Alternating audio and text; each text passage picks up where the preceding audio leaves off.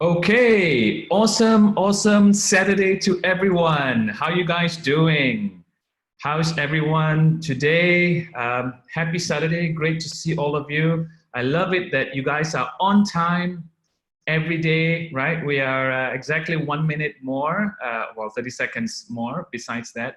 But how's everyone? We are in, I would say we are in more than half of the program is already done. We are in day 6, which is really exciting, and I'm really glad that you guys have stuck around and really awesome session today. I'm going to ask you maybe just put in the chat right now. Good morning to all of you who have just joined. Good morning and welcome to day 6, which is the day that we're actually going to learn the actual steps of creating your story. So this is super exciting and I'm really pumped and ready to rock and roll, right? But so far, put in the chat right now, what have you guys been experiencing over the last 5 days? What has been interesting for you? What has been surprising for you? What has been unexpected, right? Like what is just one thing that actually, that was something that you took away that you thought was really interesting or really amazing? Okay, just put it in the chat so I can see that. And now I'm just going to jump over and start sharing my screen. Just give me a minute.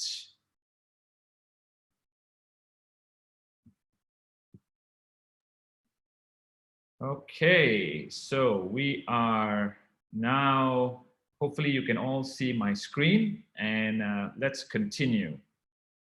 Right, day 6, let's jump on a lot of stuff today that has to get done. Like I asked you, like, how's the challenge going for you so far? So just put it in the chat, what's been surprising, what's been interesting for you. Day 6 is your go-to-market story, right? This is your opportunity to actually go back to your customers now with a brand new value proposition, okay? Something that's really interesting for them, something that is irresistible, that's something they cannot ignore because it is really hitting to the root of their challenge, hitting to the root of their problems, and they will see you as someone who can solve that particular problem or challenge that they're facing right now, okay? So this is something really amazing that I want to share with you. And let's keep going. So again, there are 3 things you have to do.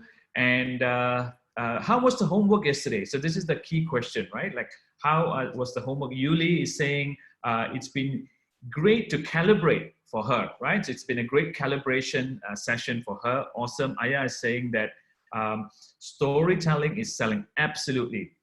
Facts tell, stories sell. Write that down. Facts tell, stories sell. If you're not telling a story in the right way, what are you doing, right? That's really important, okay? So this is really key. And how was the homework yesterday? So yesterday's homework should have been interesting. Yesterday's homework was, oh, there we go. Travis says, a good marketer knows how to tell a good story. Absolutely right, Travis. Absolutely correct. Today, as Seth Godin has said, right, marketing is not about products and services anymore. It's about, selling hopes and dreams to the customer, right? It's about experiences, and the best way, the fastest way to actually get the message across is through the power of storytelling. Remember how we talked about the cat and how the cat didn't want to take its medicine? So yes, so these are all about how you can use story as a vehicle, because our brains are hardwired for story. So I'm more curious, that's right. So Madeline says, I was stuck in the past, right? Storytelling was a big surprise for her, that she could use a new way to actually communicate with the customers.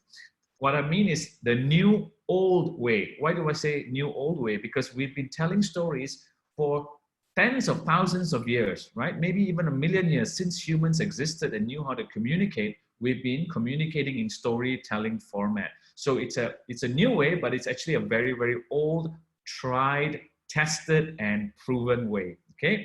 So yes, Clarence says storytelling achieves results.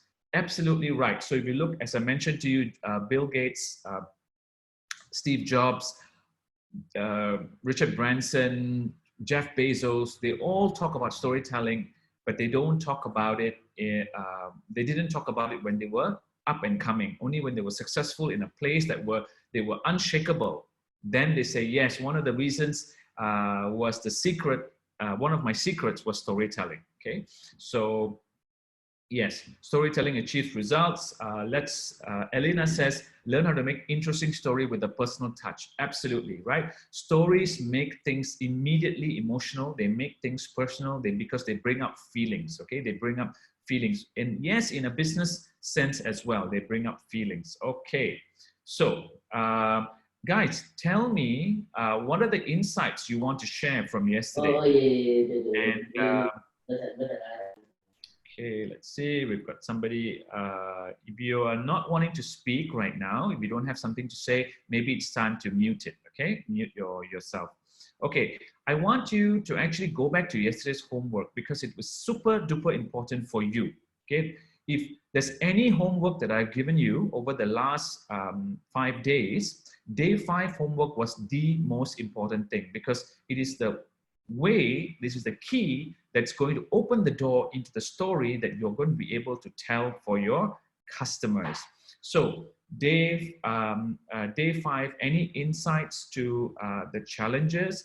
Put in the chat right now, right? Like what are some of the insights that you got while doing the homework? Put in the chat right now so that you can share with the rest of the group. And meanwhile, I will jump on, okay?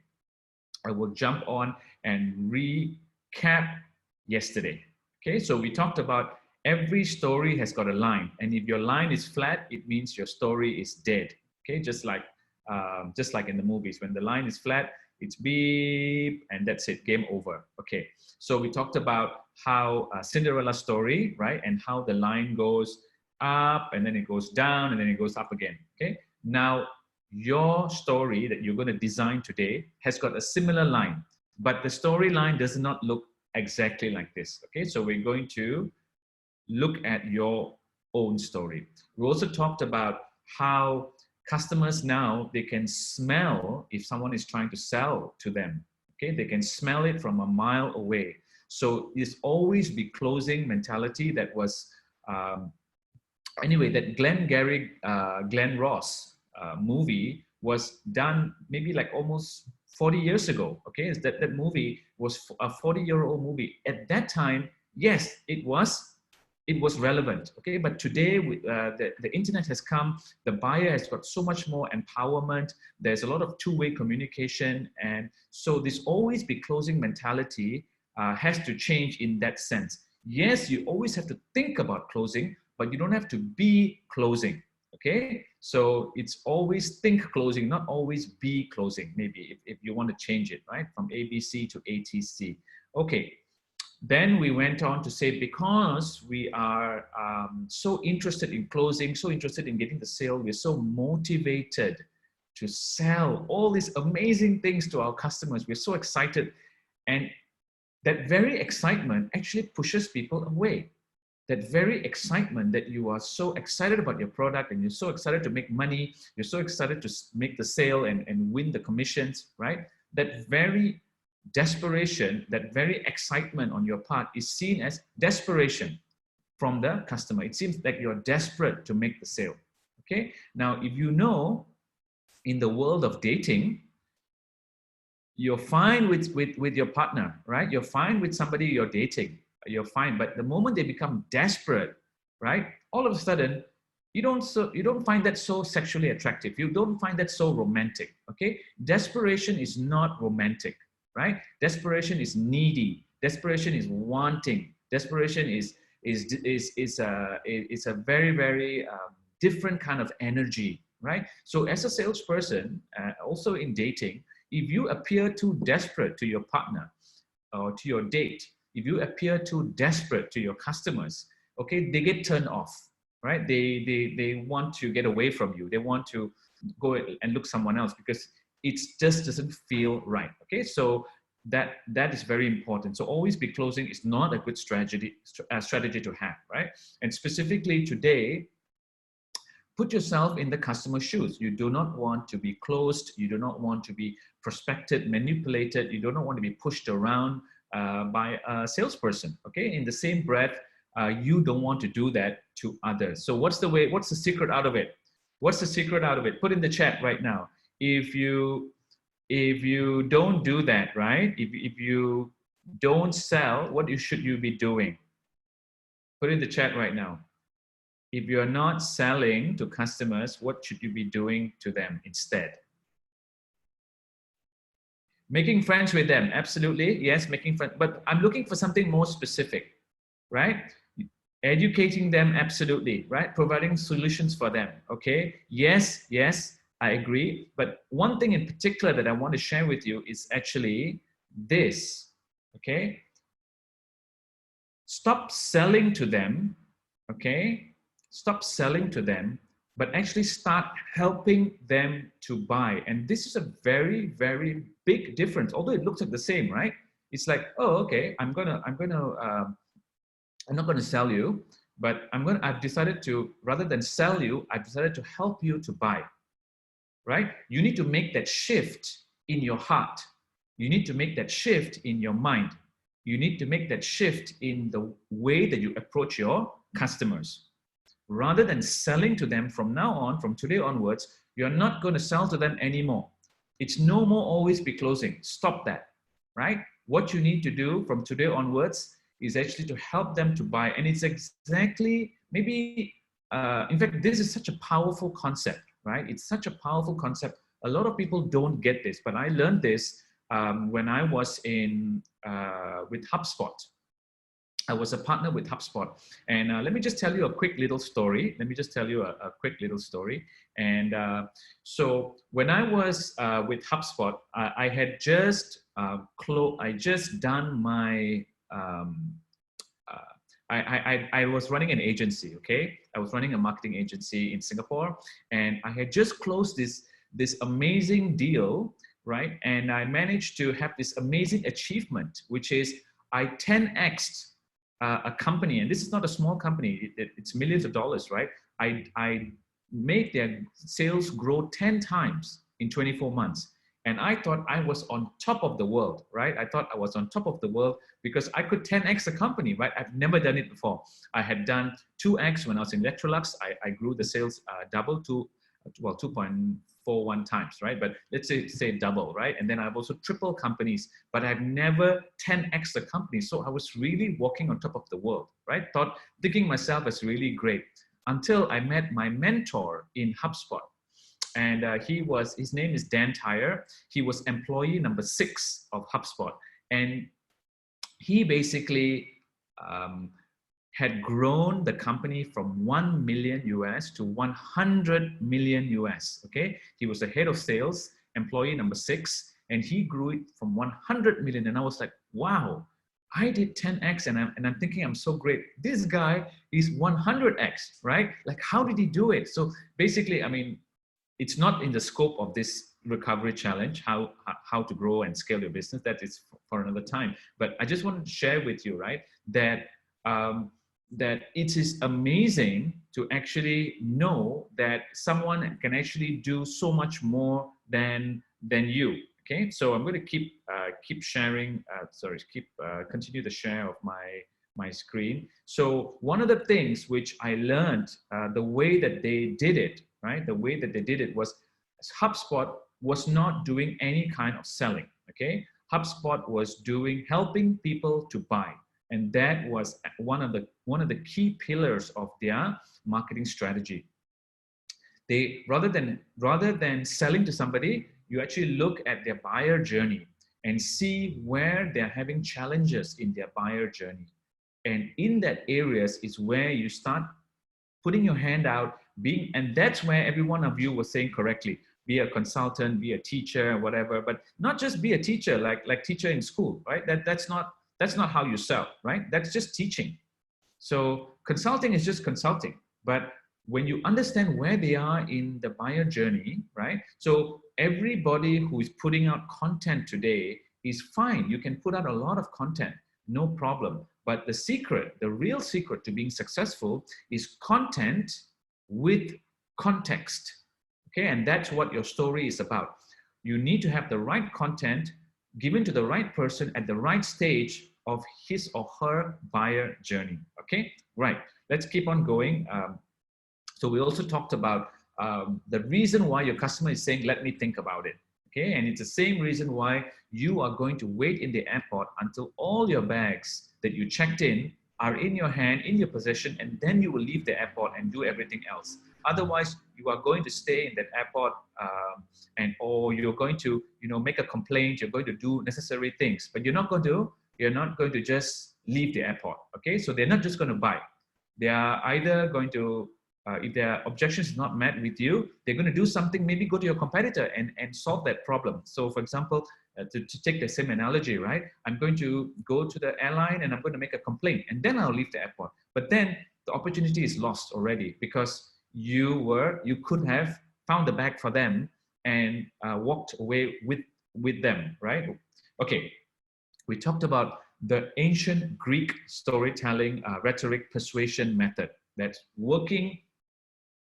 It's a timeless method. It's worked 1,500 years ago. It works today. All the great storytellers, all the amazing speakers, whether it is a TED Talk, whether it is Toastmasters, all these amazing people are actually using this method. And I will go in more and more because this thing is not just a method that was devised, by Aristotle. This is actually, it's wired into our brains that we need this, right? Okay. Right. We also talked about, I know your solution is great. I know your software is wonderful. I know your travel packages are great. I know your place is awesome. I know your cosmetics is wonderful, but fall in love with the problem. Okay. And today we're going to take it one step further. Not just fall in love with the problem, but also fall in love with not just their fears, their anger, but also fall in love with their aspirations, their hopes, their dreams. Okay, right. So keep going. Welcome to day 5. Awesome, awesome. And today is an exciting day. So I talked about buyer journey. Okay, so the buyer journey is an interesting thing, but let's just say from our perspective, okay, the buyer journey, I'm not going to cover. The buyer journey can be a whole module by itself. As some of you who are in marketing, the buyer journey is super duper important and I don't have the time to cover it today, but I want to give you something very simple, okay? Your buyers right now, all the customers that will ever buy from you can be divided into 4 stages, okay? So stage 1 is unaware, stage 2 is problem aware, stage 3 is solution aware, and stage 4 is product aware. Okay, so let me give you an example. Just say you sell an arthritis medicine. Okay, so it's a little bit of ointment, right? That if somebody massages it into the leg or whatever, the pain goes away, right? Especially works for joints, for joint pain. Okay, so you've got probably the world's best joint pain medication that ever existed, okay? Now, your customers are divided into these 4 categories. So the first category, which is unaware, okay, is people who have this joint pain. They wake up, they've got the stiff elbow, right? A lot of people have got stiff elbow. They're in pain when they wake up, just 30 minutes or 45 minutes, and then after the pain goes away, okay? And these people are living with that pain. They think that their life pain is part of their life. They've just accepted it, okay? They don't know that they actually can do something about it. So these are people who are unaware, right? And this is probably your biggest pool of customers. So this, to connect with this is a whole different strategy. Okay, your marketing strategy is completely different. It's called demand generation. Okay, demand generation strategies are used for this. Whereas this is called lead generation. Okay, so lead generation, a lot of you may be aware of it, right?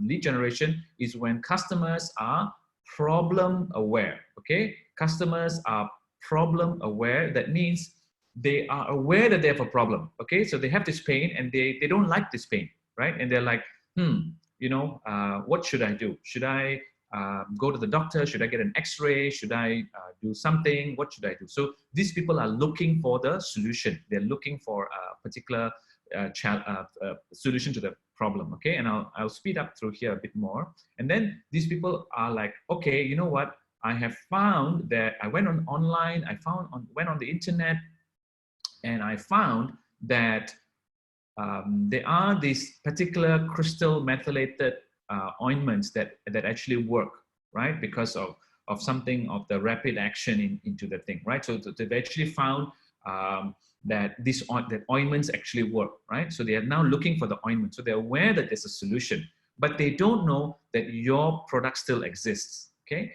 And finally, they may see your product in an ad, or they may see it in the shop or whatever. They're product aware, and they may or may not buy it, okay? So each of these 4 stages, you need to have different marketing messaging because their needs are different, okay? No point to someone who's unaware trying to, most people are saying like, buy my product, buy my product, buy my product. So they're just trying to make you aware. They're trying to make you close. They're trying to close the sale in the number 4 here, right?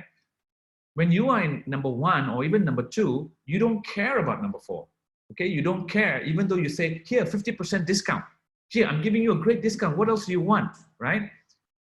You got the problem? Here, I'll give you the solution, 50% discount. No, it does not work like that, okay? It does not work like that. And a lot of marketers, a lot of business owners are confused, frankly, and they're frustrated because they say, look, I ran the ads, I put everything out there, but I don't know why I got no results. You know, I ran the Facebook ads, I ran the Instagram ads, and you know what? I got a lot of likes and everything, but you know, nobody bought my product, for example, right? And so this is where the frustration comes in because most people don't realize that maybe they were not targeting their customers enough. Okay, now, like I said, this is a whole module and a whole series by itself, right? That we can go into in this. But I just wanted to just open your eyes a little bit about that. And today's main topic is saying that you have a story, you have your own story, right? You have your own brand story. The buyer has her or his own brand aspirations and story, right? And your idea is to actually fit your value proposition inside this gap, okay? There's a gap that exists and you want to fill the gap with your value proposition so that now the buyer, you see the buyer story, your story has become the buyer's story, okay? Your story now has become the part of the buyer's story. This is ideal, okay? This is what branding is all about. So if you look at, I got tons of stories that I can share with you, but we don't have time. Yeah, we absolutely do not have time anymore for me to tell you, but generally maybe another day I will share that with you. So little time, okay. Anyway, let's keep going. Right, so we have identity, we have image, and we have reputation. We all talked about that, right? But here is where the opportunities are, in the gaps, okay? The gaps between image and identity, the gaps between all this, right? So let's talk about the reputation gap, first of all, okay? So what I hear from people and about me, what people are saying about me, what people are thinking about me, is not really me. It's not true at all, okay? It's not true at all, and I want to change that reputation. So the reputation gap is one thing, right? A lot of people will pay a lot of money to improve their standing in society, to improve their reputation, to be perceived differently from how they are perceived right now. They will pay you a lot of money if you can help them to do that. Next one is the identity gap, okay? So they have an image that they want to portray, but they have a low self-esteem, they have a low identity. And if you can help to fit that gap, Tony Robbins does a great job. A lot of people who are in the personal development space, a lot of weight loss consultants, a lot of people who are online coaches, they work on this identity gap in a big way. They monetize that in a big way because people have got an identity and image gap, and these people try to fill in that gap, okay? Then you've got the image gap. Okay? A lot of brands like Louis Vuitton, Rolex, Mercedes-Benz, and all these other brands, whether they are small brands or big brands, they have this image gap, okay? They fill the image gap. Again, I have a particular image that I want to uphold, but in my reputation, between my reputation and my image, there is a gap. Okay, so this is the image gap. Okay, so today we're going to talk about specifically focusing. Yesterday, just to recap, we talked about your fears, needs. Okay, and maybe later if we have time, I don't think we have time, but if you guys want it, put in the chat right now. If you want to actually volunteer and talk about some of the challenges that you had while doing yesterday's homework. If you thought yesterday's homework was a challenge to fill up everything, which many of you may or may not have had, right? Put it in the chat and say I volunteer, right? I want to talk about my thing. I have this problem, I have that problem, and I can try to help you, right? Try to help you to get that across. Okay. Now focus on your customers' hopes and dreams, not just their needs. Okay. So what are hopes, aspirations, and dreams? So let me give you an example, right? So here's something I found online of a parent who actually put this for the children, okay? So this is more than what they need, okay? What they need are school shoes, and they need their school uniform, okay? They need their school uniform and their school shoes. What they need to eat. They need good food, right? But what are my hopes for my children? What are my aspirations for my children? I want them to be healthy. Okay, that's an aspiration. It's different from a need when they're sick. Okay, when they're sick, I want them to be cured. That's a need, right? That is something that they need. Then I need my child is in pain. I need my child to be fixed. Okay, but my aspiration is I want my child to be healthy, right? That is the difference, and it is not the same thing. I hope you understand. When you are doing this for your customers, you need to understand it's not the same thing. I want my child to be confident. Okay. Now, if my child is having depression, my child is having something that is affecting my child at school, right? Then as a parent, maybe I will go to the school and the teacher and talk to the teacher and say, like, why is my child being disruptive in class? Like, what's going on, right? But that is not my hope. That is me trying to fill a hole. That's me trying to solve a problem, right? But here it's different. Here I want my child to develop new skills and confidence, okay? So I don't have time, right? I don't have time to go through this, but here are just some simple examples, right? I want my child to develop a degree of strength and to be resilient, okay? So if my child falls down and scrapes his or her knee, I want to be there, of course, to put a band-aid, put a plaster on it and clean the wound and whatever, and be there. That is what the wound needs. But I have hopes and dreams and aspirations, okay? I want them to grow up. I want them to travel, to study, to have a career, to achieve things in life. These are all my aspirations, okay? So just like that, your customer have aspirations for their life, for their children, for their loved ones, for their business. And if they are having that, what are they, right? What are they? Okay, so you need to uncover the aspirations, not the symptoms. So let me give you a case study. It's a bit wordy here, but pretty much this is a high-end departmental store. So think of the most expensive shop, departmental store in whatever country that you're in. Okay, in the UK it's Harrods. Okay, in Singapore it could be Takashimaya, right? So this is the high end. I think in maybe in Indonesia it's Matahari. I'm not sure, but the high end departmental store. Okay, and you go there, and the customer is going there to buy a Valentine's Day card. Okay, and the sales assistant says, "Oh, you want to buy a Valentine's Day card, and look at the conversation that's going on." Okay, normally in most countries, if you say I want to buy, I want to buy a Valentine's Day card, the sales assistant says, here, there's the section for the greeting cards. You can go there, right? If you need anything, please let me know, right? That's the best they can do. Okay, but here, look at the service. Look at the customer service on here, right? Would you mind telling me the mood you want your wife in after she reads your card? Wow. Okay, and the customer says, I wanted to feel sexy, right? I wanted to feel like she's in love, and then again she asks, what time of the day are you planning to give her this card, right? So I'm going to give it to her after we have a lovely meal.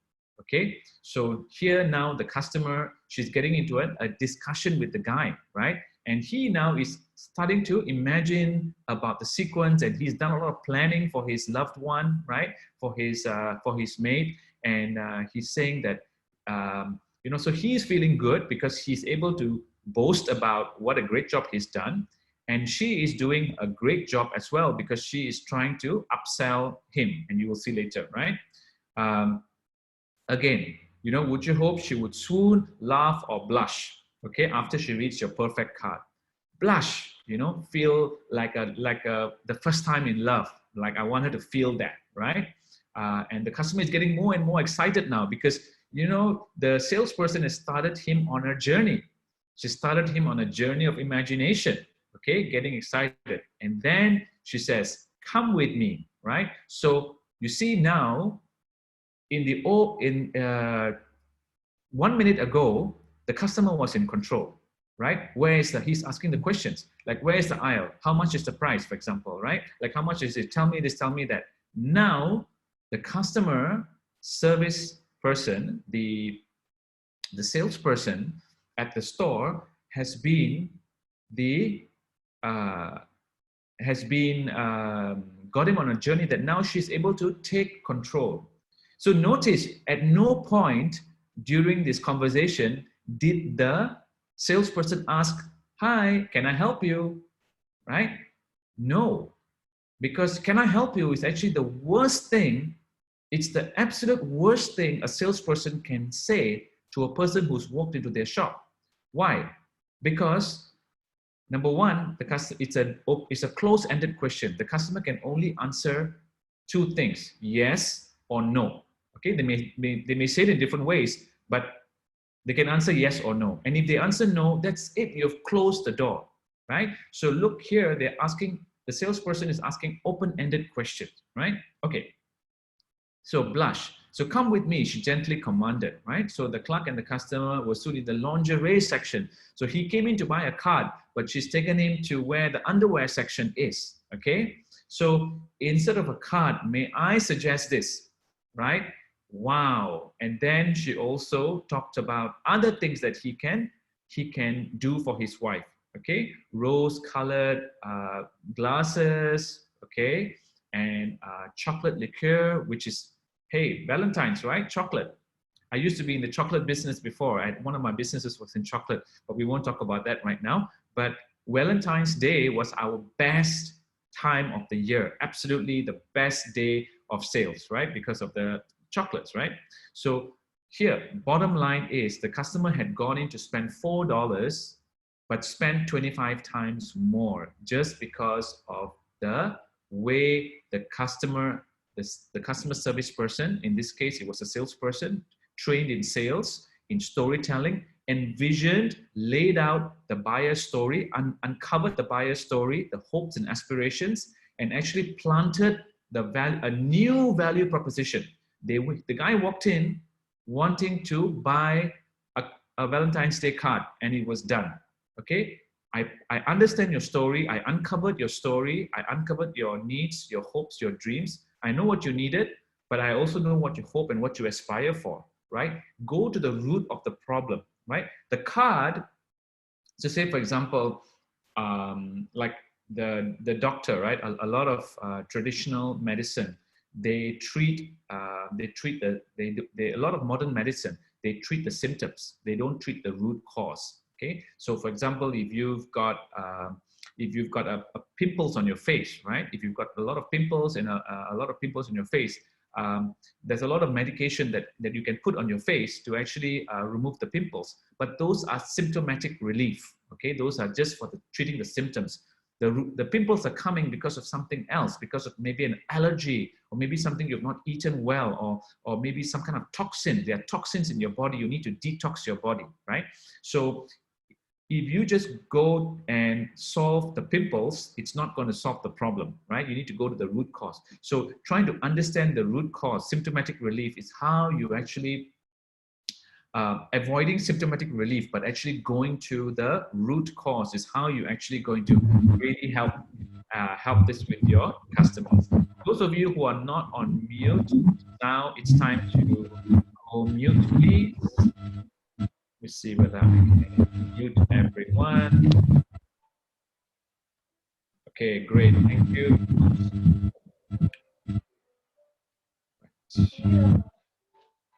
Diane, if you can mute yourself, that would be great. Thank you, Diane.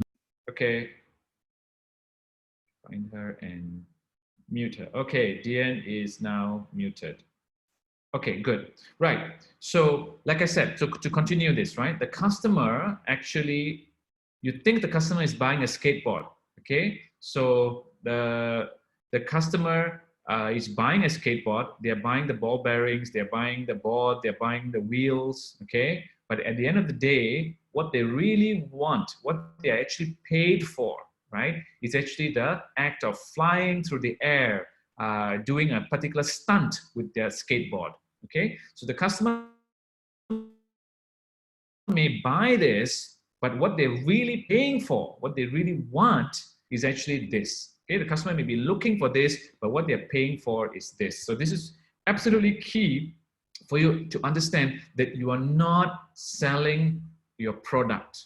Okay, you're selling something that's more than your product, because if you're just selling a product, your competitor will eat you up for lunch, because there'll always be a cheaper product that you can that will come down the road. Okay, there will always be a cheaper product that will be able to come down the road. And if you are in that industry where you are the cheapest, then you don't need to be listening to me and learning how to recover your sales, because your sales should come automatically. You're selling the cheapest product, right? So people will just come to you automatically. They have no choice. The people who are looking for cheap stuff will always come to you. But we are not about that, right? We want to actually make a good profit. We want to be able to sell stuff despite having cheaper alternatives. We want to be able to win over our competitor. And that is what I'm sharing with you now, how you can grow your business 10 times, maybe even 100 times, right? By understanding the power of storytelling and not selling to customer, but really helping them to buy, right? So helping them to buy is absolutely key, right? Helping them to buy. Okay.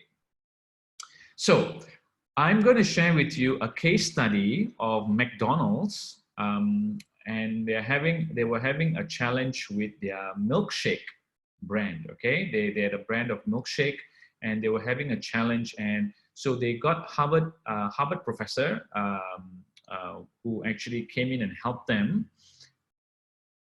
Actually, the Harvard professor runs his own agency as well. He runs his own marketing agency, and he was heading that. And he actually they worked with him. He happens to be a Harvard professor, and this is now a huge case study in most MBA top MBA programs, right? This milkshake marketing thing. Okay, so how many of you have heard of Clayton Christensen? Say yes in the chat. He recently passed away just a couple of months ago. He's an absolute legend in marketing, a really smart guy, and he's a really good guy as well, right? And he made a lot of improvements. But here, let me this is him. Let me just play a little video. Let me just play a little video of Clayton Christensen, and what he did was he managed to grow McDonald's milkshake, right, sales by 4 times. Imagine how big McDonald's sales they are. Their sales, milkshake sales, are in the billions, okay, if not hundreds of millions. I'm sure they are in the billions, okay? And he managed to grow their sales 4 times, okay? If your sales is maybe 1 million, okay, you grow it to 4 million, is already a big deal, okay? But if your sales is 100 million or 1 billion, right, US dollars, and you grow it to 4 billion, it is absolutely amazing. And he did that for McDonald's, and he used a very simple strategy, which I'm going to share with you today, and you are going to use that for your customers after this as homework, okay? It's a very simple strategy. Milkshake marketing, it's called. It's also called jobs to be done. So rather than look at your customer, looking at your product, look at your customer as trying to hire an employee to solve their problem. Okay, I think Clayton will explain it better. Let me play this video. So one of the big fast food restaurant chains in America, I don't know if you've heard of them, called McDonald's. They were trying to increase the sales of their milkshakes. And these are very sophisticated marketing people. And if you walked into their restaurant, yeah. on the board in bit, front of right? you are the menu, and hire that milkshake. And they would struggle to answer that, but we try to help them by asking, look, think about the last time you're in the same situation, needing to get the same job done, but you didn't come here to hire that milkshake from McDonald's. What did you hire? Well, it turned out that they had all the same job to do. And that is, they had a long and boring drive to work. And they just needed something to do while they were driving to be engaged in life and not to fall asleep.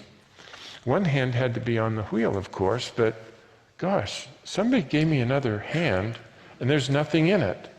And I just needed something to do while I'm driving. And they're not hungry yet, but they know that they'll be hungry by 10 o'clock. So they also need something that can just go, phone.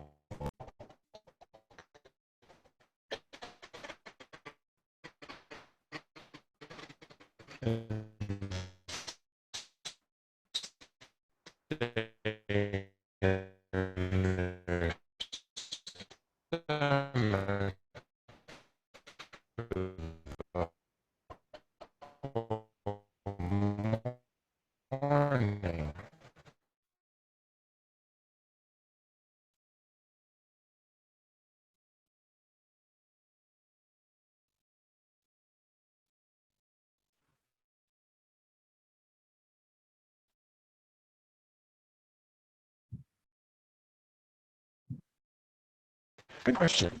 What do I hire when I don't hire a milkshake? I hire donuts occasionally, but donuts, I'm sorry, I hire bagels, but they're so dry and tasteless, you know? I have to steer the car with my knees while I put this.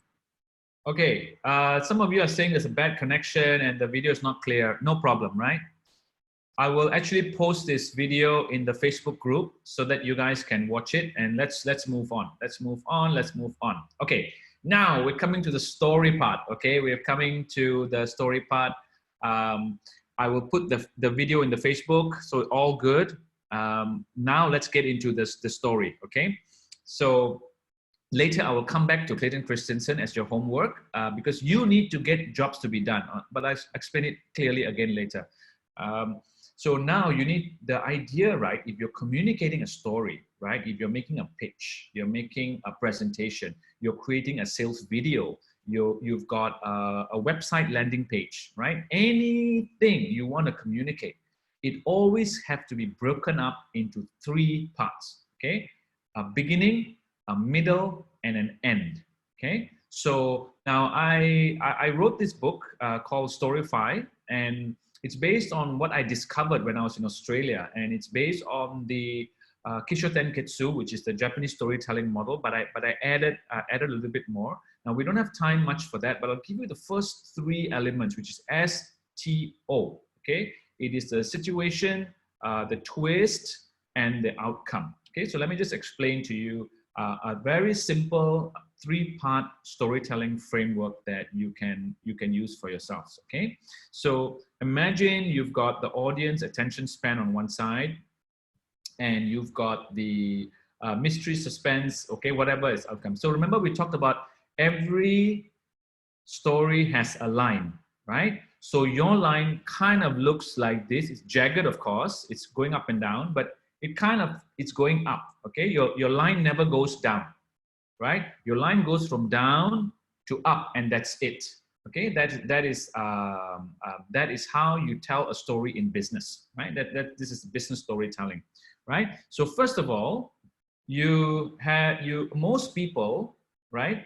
They make a mistake because they start with the solution. So immediately when they meet someone, they say, hey, you know, I've got this. Okay, say for example, let's take the example of a weight loss, a diet pill. Okay, so you eat that. It's for people who want to lose weight.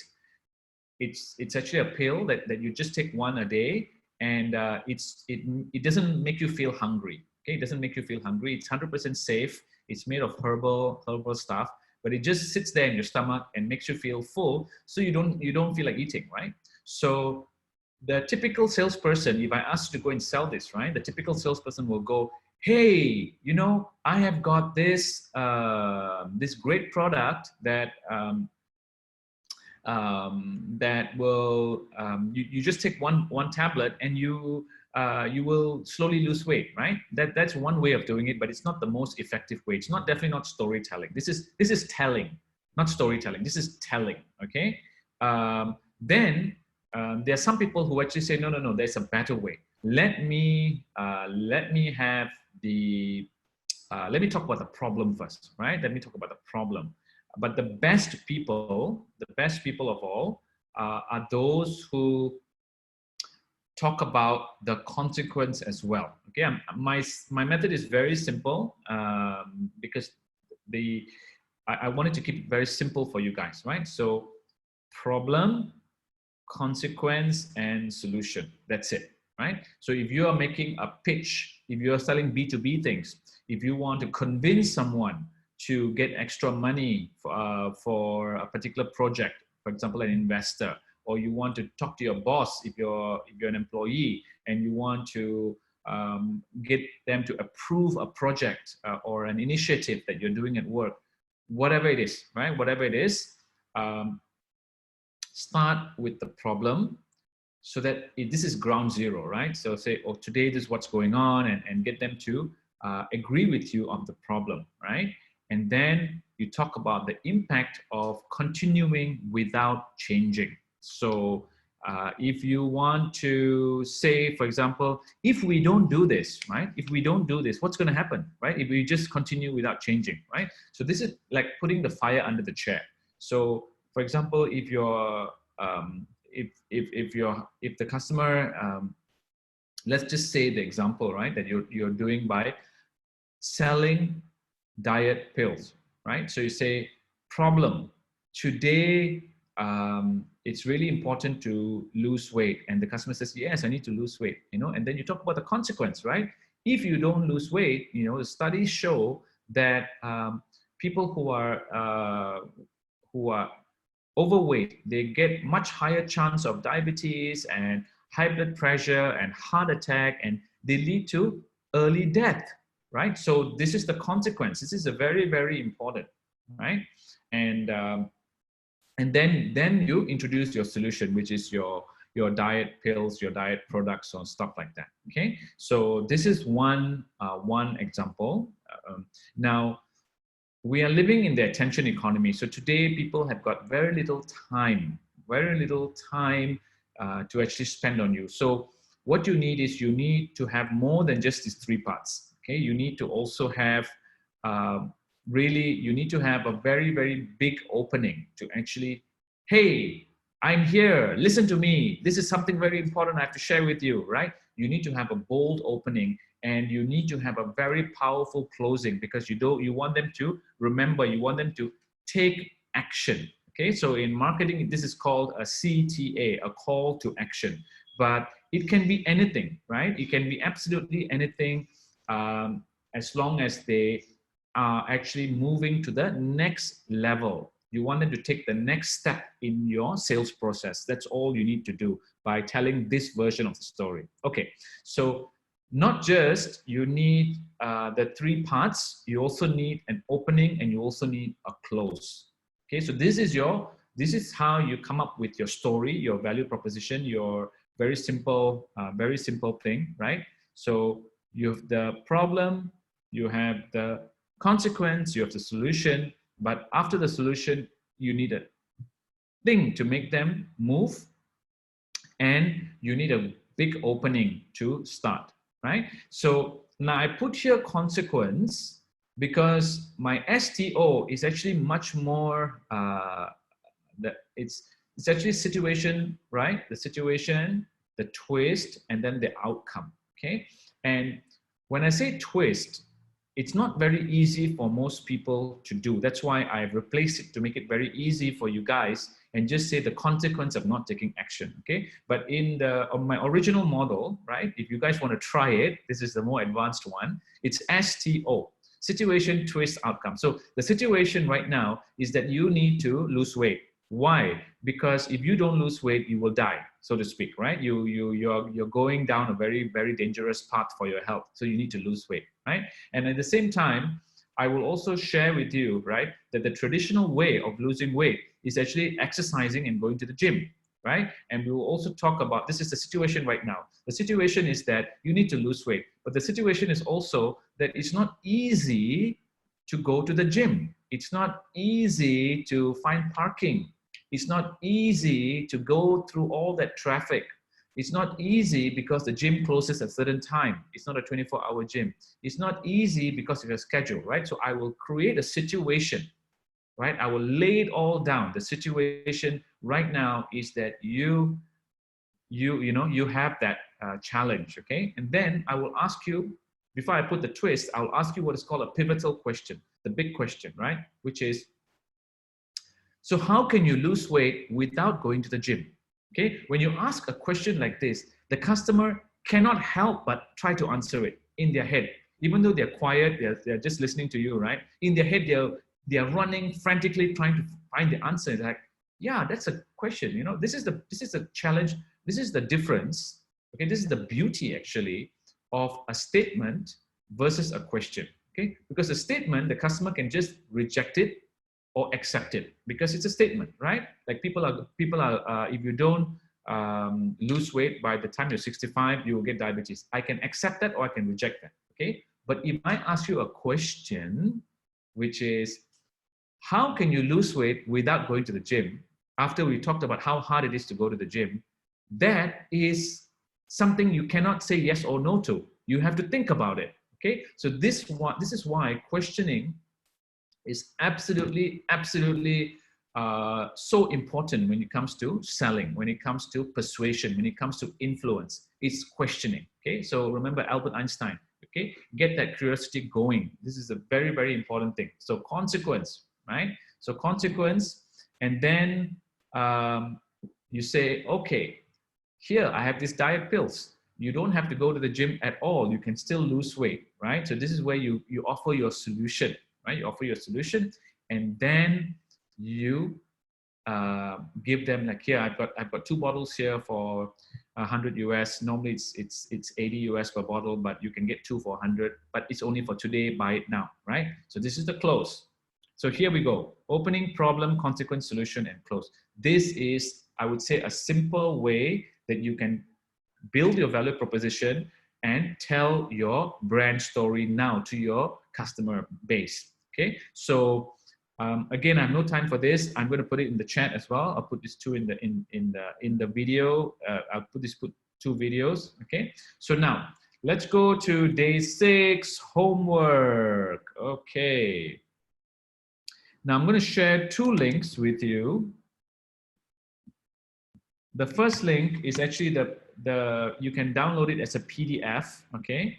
The first link is this, which is the jobs to be done canvas, okay?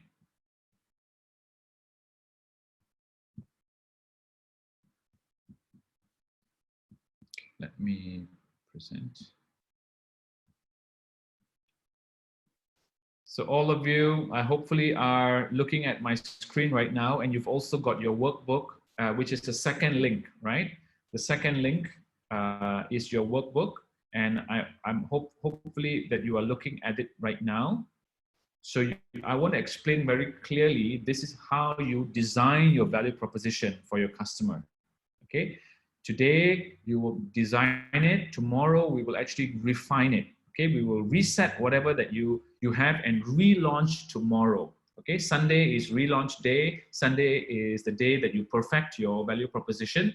And then on Monday, you're going to go to your customers, right? You're actually going to go the very next day to your customers and start communicating this value proposition to them.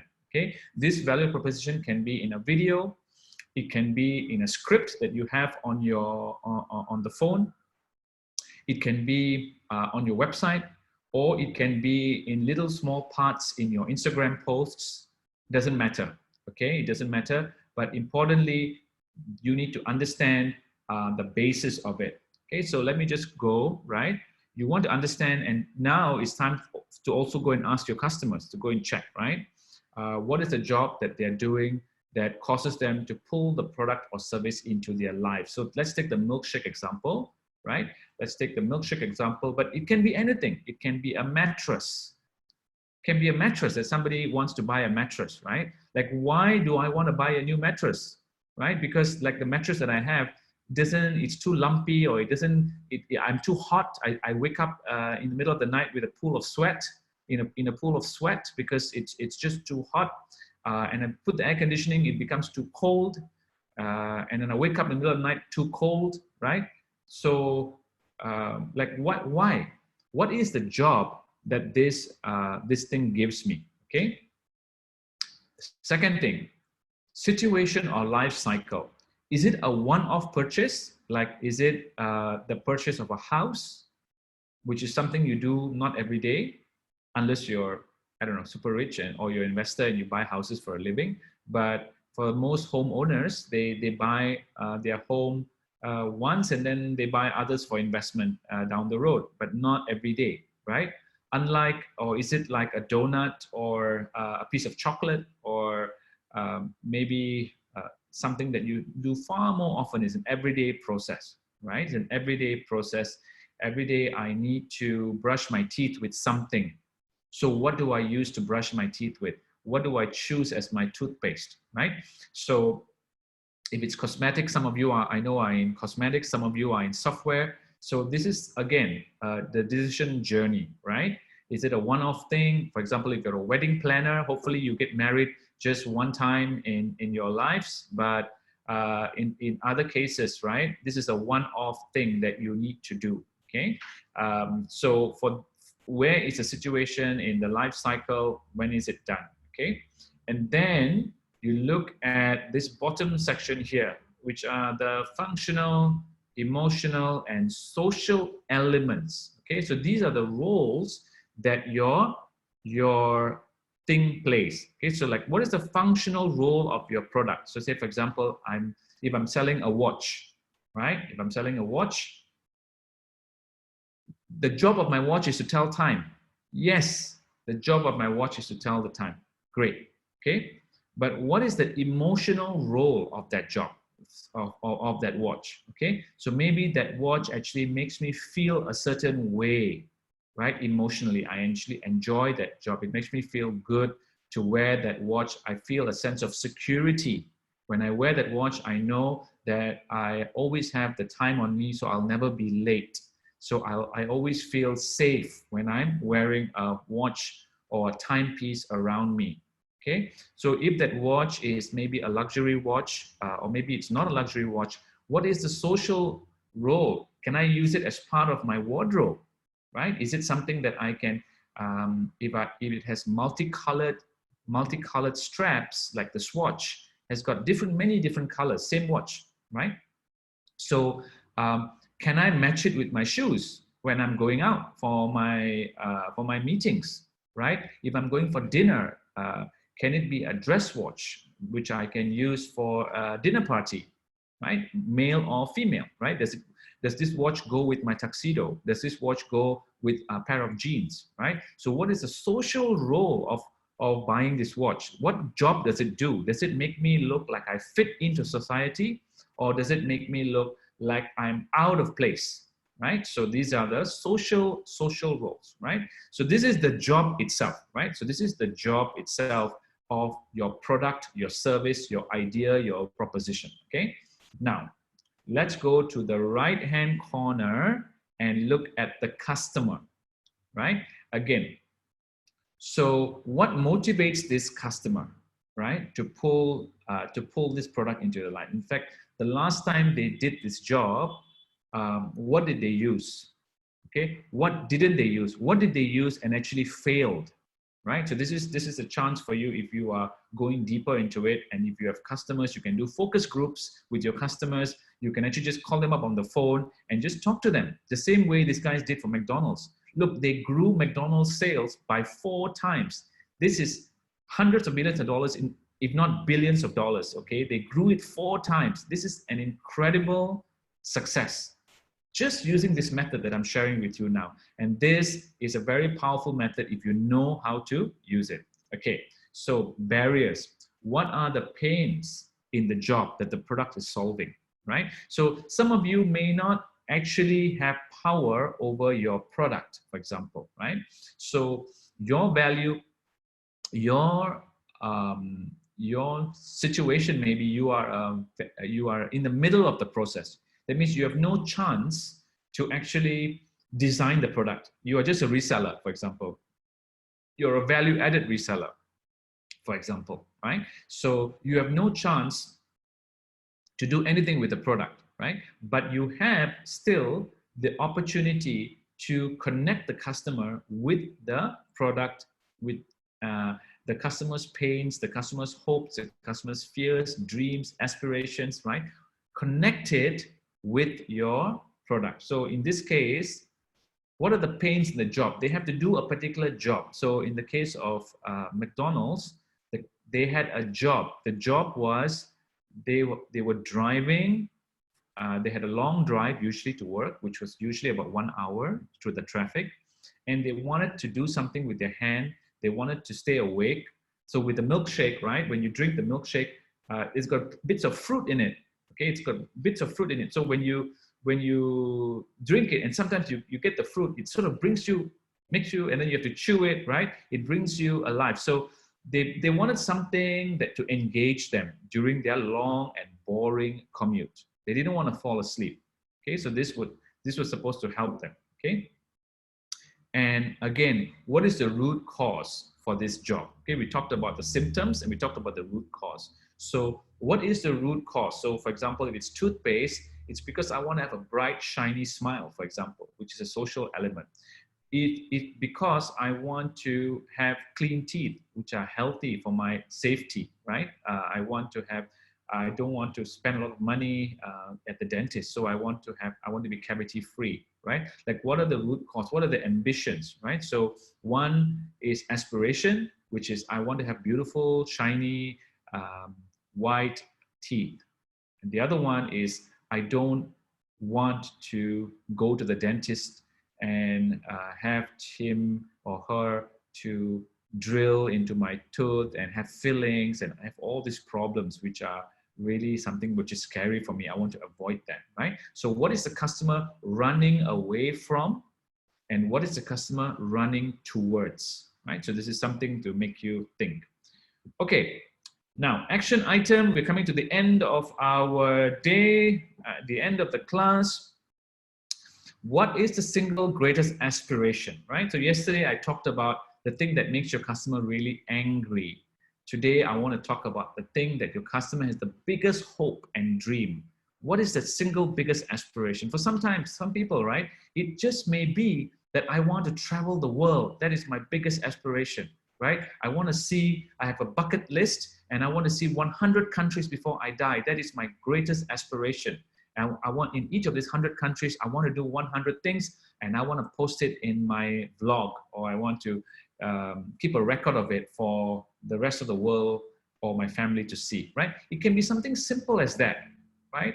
Or it can be something much more serious than that. So my greatest aspiration, like I had a friend who well, he's my friend now, but he was my client, right? And he runs an IT company in Australia, one of the largest IT companies in one of the states, right? So his greatest aspiration is actually to build a cancer hospital. Can you believe it? Yes, that is his aspiration. He's doing IT and everything. He's running his business to actually build a cancer hospital because, and get this, because it's an emotional decision for him. His father died of cancer, and his father did not get the adequate and the kind of support that he thought was needed, right? So in the memory of his father, he is building a whole cancer hospital, okay, and running it, and he wants to manage that. And so that's why he's working so hard in his business. That's why he's doing all of this, what he's doing, because he wants to get to that. That is his aspiration. So if you know, imagine you know things like this about your customer, you know things like this about your ideal prospects, your buyer. Imagine how much better you can position your product, your service, your idea as a value proposition and fill the gap in their story. Okay, great. So tomorrow we will launch your go-to-market story. We will launch your go-to-market story, and tomorrow we will perfect your three-step value proposition. So you can do situation, twist, outcome, or you can go problem, implication, solution. Okay, you can do either of these three models. You can choose which is easier for you. And I'm really excited to see how you go tomorrow. So tomorrow we'll actually all share. I'll put you guys all on the just stop sharing, right? So tomorrow I will put you all on the grid like this, so we can all share our stories, like what we want to do, like if we have a twist, what we want to twist. I know some of you may or may not have it. It's fine, okay? And some of you may say, no, you know, I'm not working in this my company. I'm not working in sales. I'm actually working in some other department, right? No problem. But what if you have a side hustle? What if you have another business that you want to, that you're thinking of doing, right? And you want to just try that out, right? If you have that, or if you have an idea or aspiration, and you just want to, or you may have a friend's business that you want to help your friend out with, no problem, okay? Tomorrow you can use this method and you can actually try it out, okay? So that's all from me, everyone. Take care and have a great day ahead. If you have any questions, I don't see any questions in the... Sorry, Indran? Yes. I'm sorry. Hello, everyone. I'm sorry, Indran. I should announce that tomorrow... Go ahead. You can hear me? You can hear me, guys? Okay, perfect. So I'm saying that tomorrow, yes, after the exercise and after the session, we will be having 30 minutes of networking. And I'm so happy because the exercise actually is a little bit an introduction of the networking. So we will be able to know what each one of us is doing and in which field we're working. So that will facilitate the networking. So I can't wait for tomorrow's networking. I can't wait for all the sharing that we will be having, and so excited. So just expect that tomorrow we will finish 30 minutes later than usual. And that's okay. it. So keep your time. Yeah, so keep your... Thank you, Hademi. Thank you so much for doing this. Again, like I said, Hademi is doing this at no cost. She's just volunteering, and she's part of the group, and she wants to get the group going, right? She's really excited about more collaboration between the group. And I would see, you know, it's so nice that I want to start seeing us. We are already now 5 days in this challenge. Okay, we are 5 days in the group. We are now on day 6. We're on day 6 already. So let us help each other, right? Let us communicate. If we have challenges even in the homework, right?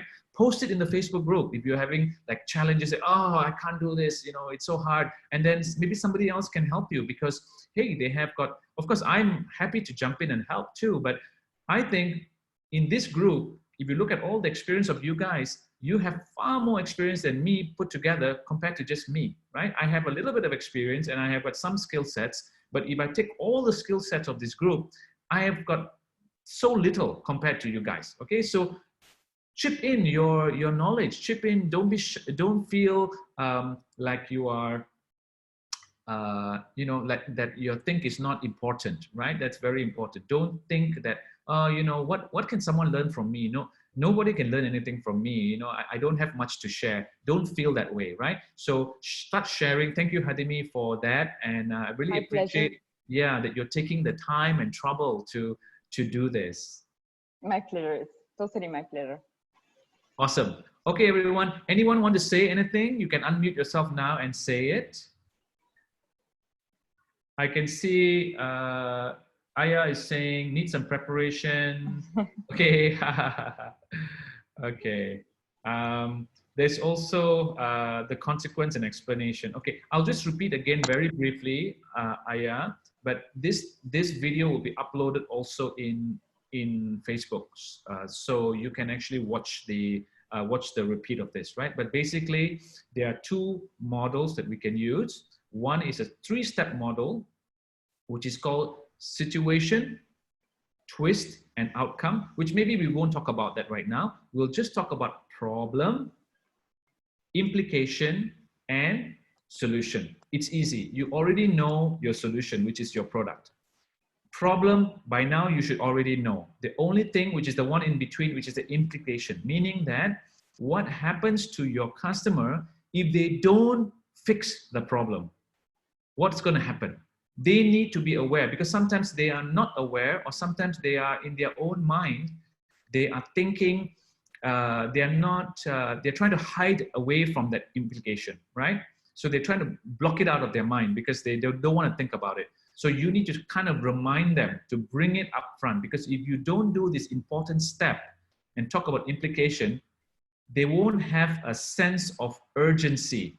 They won't think that this is important to them anymore. They will think that, yeah, it's important, but it's not urgent right now. So you need to make it important by talking about the problem, and make it urgent by talking about the consequence of not doing anything.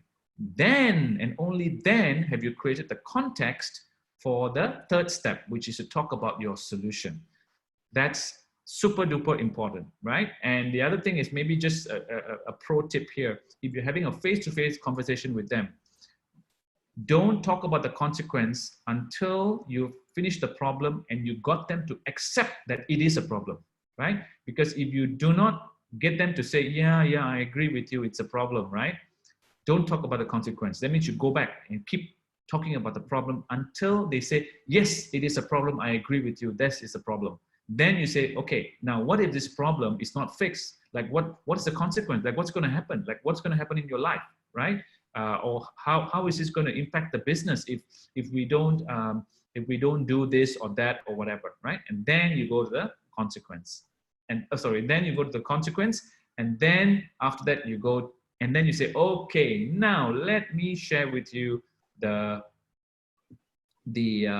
solution. Okay, I hope that makes sense. If there's anyone else, no other question, then I will jump off this call. Happy Saturday, awesome day ahead, and I'm even more excited about tomorrow. We've got networking. We've got 30 minutes networking. I want to hear all your stories. I want to hear more about how we can help each other through this difficult time, which is awesome. And again, if you have not joined the COVID marketing group, which is another group that Hadimi is part of, and she's also doing larger networking sessions there down the road, right? So do join that. Hadimi, maybe you might want to post this in the chat. Yes. Indhran, another thing I wanted to say that for those who missed yesterday's event about the online pitching session, training, actually it was very, very interesting, and you can find it live on Facebook in the group of COVID marketing. Yes, that's right. Thank you.